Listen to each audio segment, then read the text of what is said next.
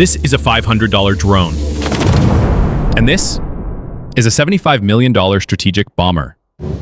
In normal warfare, the bomber wins. But on June 1st, 2025, Ukraine used these tiny drones to inflict an estimated $7 billion in damage deep inside Russia.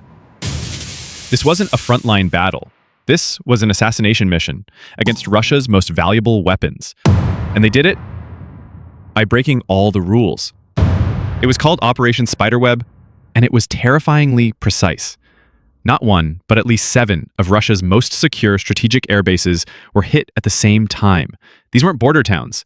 These bases are hundreds, even thousands of kilometers from Ukraine. The targets? Russia's nuclear-capable heavy hitters, the Tu-95 Bear, and the Tu-22M3 backfire.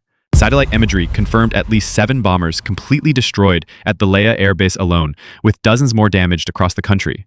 Russian military bloggers called it a black day for aviation, a catastrophe that rivaled Pearl Harbor in its strategic shock. So how did they do it? The secret wasn't in the drone's range, it was in its delivery.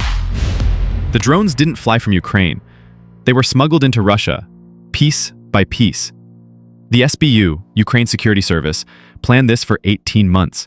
Operatives, likely posing as truck drivers, drove right up to the perimeter of these high-security bases.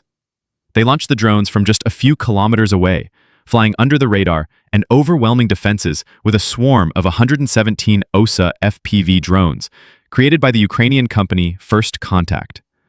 The man behind it all? SBU Chief Vasyl Malyuk. This wasn't just a military strike, it was an intelligence masterpiece. But this is where the story gets even more interesting. Moving into controversial territory, the AI was more advanced than anyone admits. Sources suggest they were testing next-generation autonomous swarms, drones that could hunt for targets on their own if the signal was jammed. Are we seeing the quiet deployment of true killer AI on the battlefield? The attack couldn't have worked without Russian help.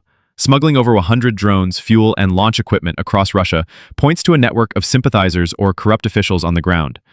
This suggests a level of internal decay that the Kremlin cannot afford to admit. What do you think?